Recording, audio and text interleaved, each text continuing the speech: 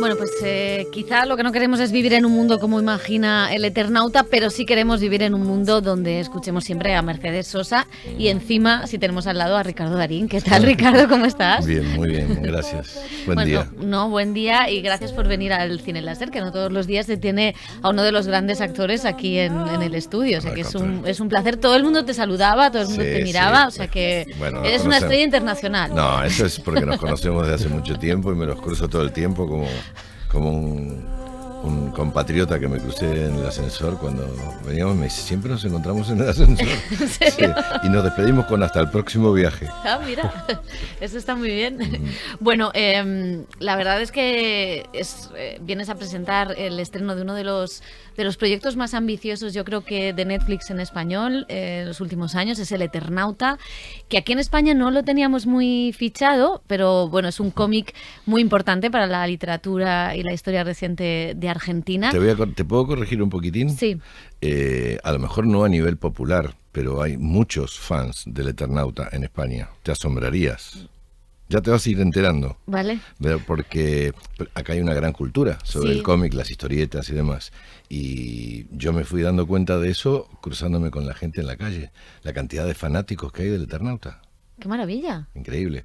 Sí, pues Continúo, pensaba, perdón, te quería poner ese paréntesis. Pues pensaba que era más minoritario, fíjate. Qué no, bien. por eso te digo, sí, no es popular, pero sí hay muchos fans. Bueno, es un cómic fantástico que ahora se ha reeditado porque ha estado, sobre todo esa parte del 69, ha estado sin editarse. De hecho, yo la busqué en la biblioteca y solo estaba la segunda parte. Y te voy a contar que empecé a leer la segunda parte y digo, ¿pero qué es esto? Si esto no me estoy perdiendo, ¿no? ¿Qué relación tenías tú con el Eternauta? Prácticamente nula. Sí. Es decir, sabía de su existencia, pero en mi niñez, por llamarlo de alguna forma, me interesaban otro tipo de historietas. Consumía historietas, como creo que casi todos los chicos, pero eran otro tipo de historietas, un poco más cómicas, no apocalípticas, salvo alguna que otra.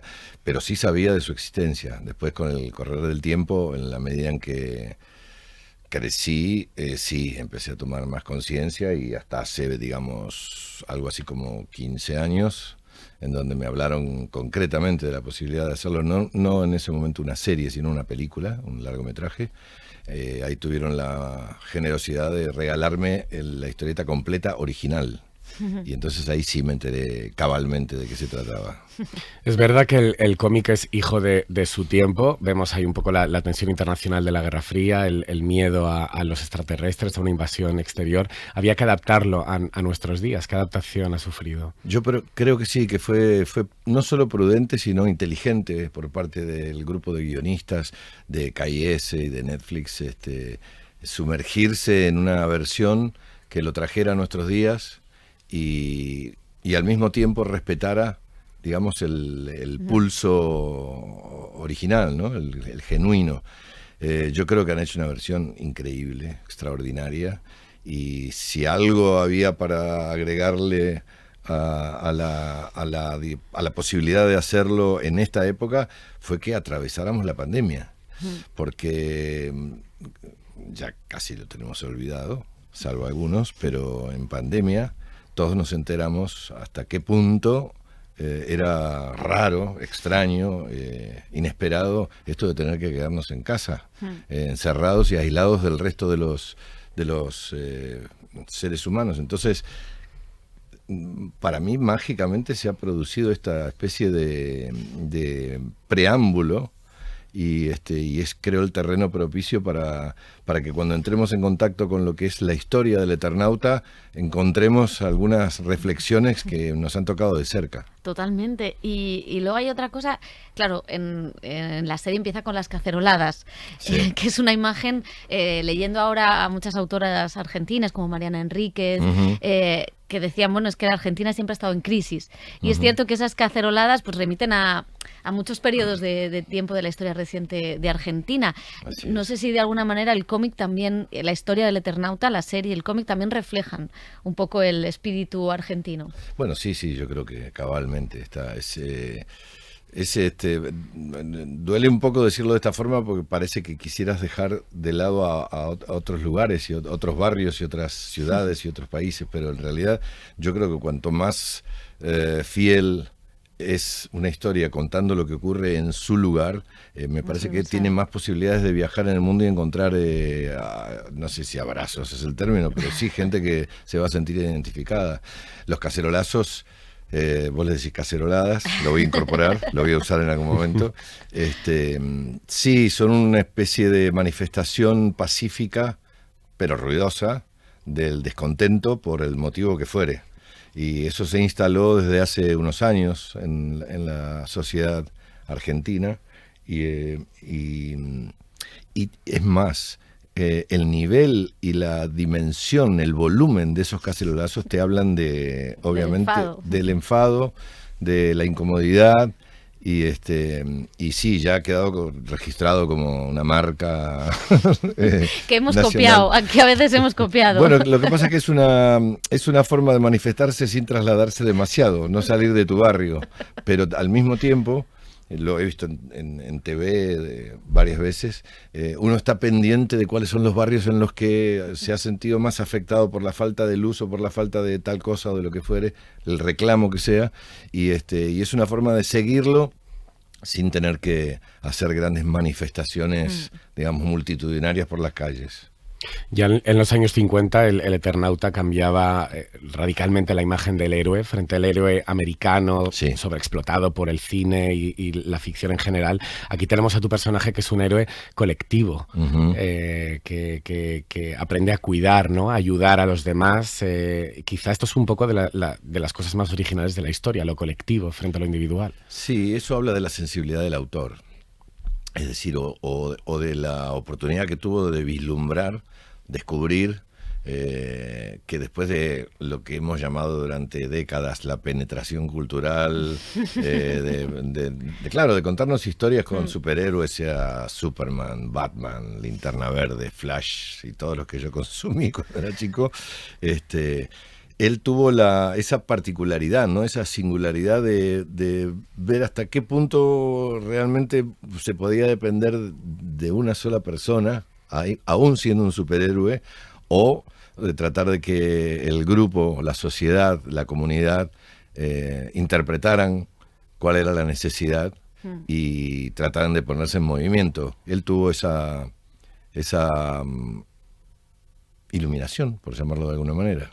Claro, es que más allá de la ciencia ficción o de este momento apocalíptico, lo que tiene el Eternauta es que nos enfrenta con nuestros propios demonios, nuestros egos, tanto que, claro, ¿qué haces primero, no? ¿Vas a correr a tu hija? ¿Le vas a dejar el coche al otro? ¿Quién tiene ese...? Es muy interesante como retrato de la sociedad. Es que, claro, ante las situaciones así realmente apremiantes, es donde se empieza a notar claramente de qué estamos hechos cada uno de nosotros, es decir, cuál es el impulso, la actitud, qué es lo que verdaderamente te mueve, lo que te impulsa, lo que te calienta, digamos, ¿no? Y creo que esa es una oportunidad en donde todos mostramos la hilacha. La hilacha. Y también hay otras lecturas dentro de la serie. Por ejemplo, vemos también la desconfianza, el clasismo hacia la joven repartidora, ese personaje que no conocen tanto, que aparece en el primer capítulo. Esto también es un poco el reflejo de la sociedad, ¿no? Lo vemos en las sociedades actuales y se repite en todos los países. Sí, tristemente sí.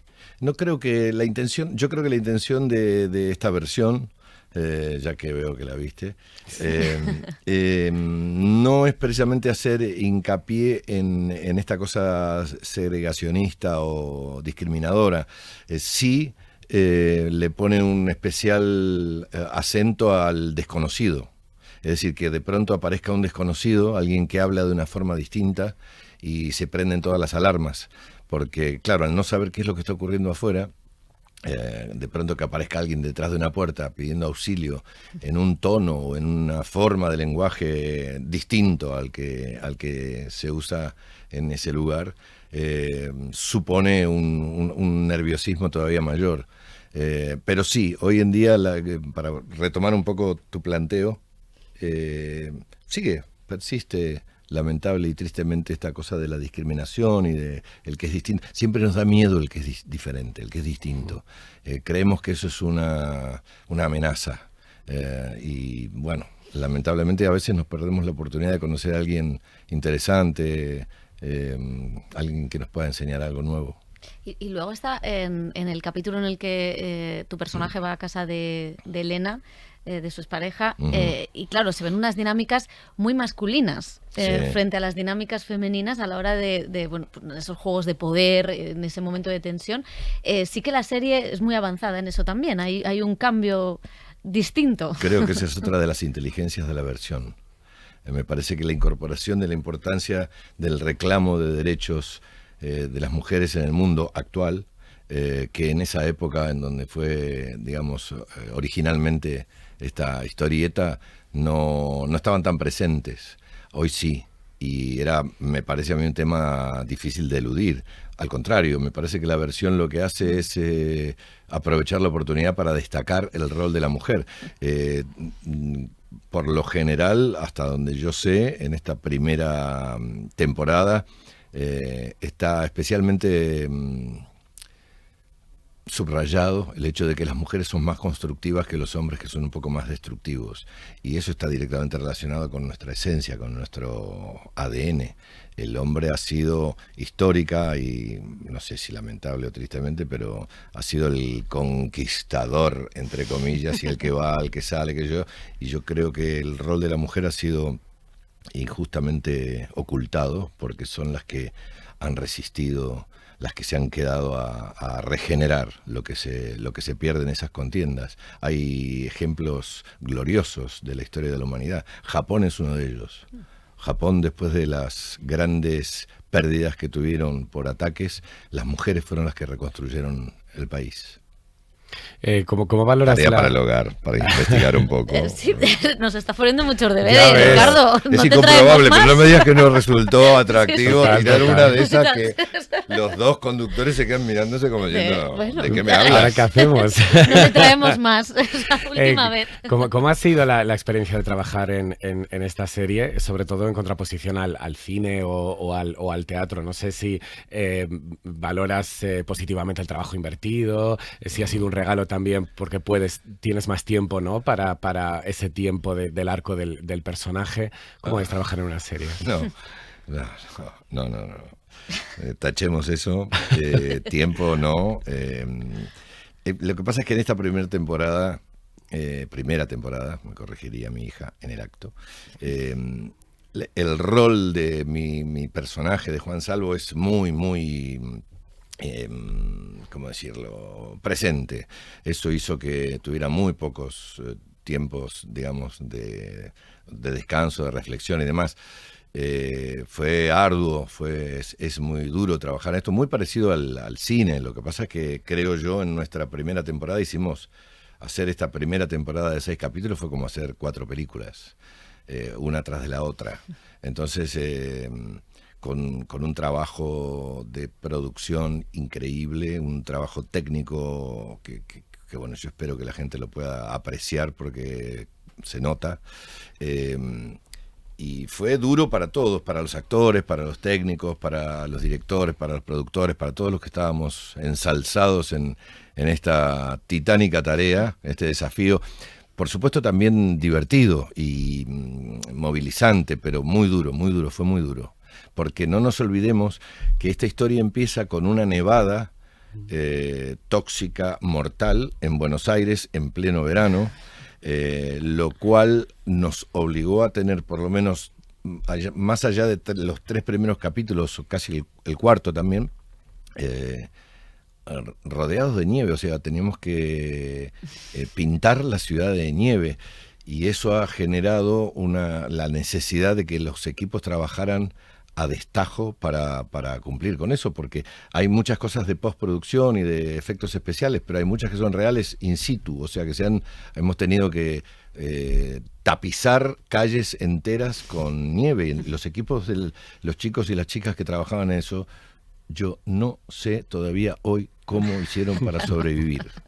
Es verdad, y le ponían un ahínco, unas ganas emocionante, te juro que fue emocionante en ese sentido. Qué bien. Oye, hay algo que conecta El Eternauta con Argentina 1985, que es uno de tus últimos trabajos.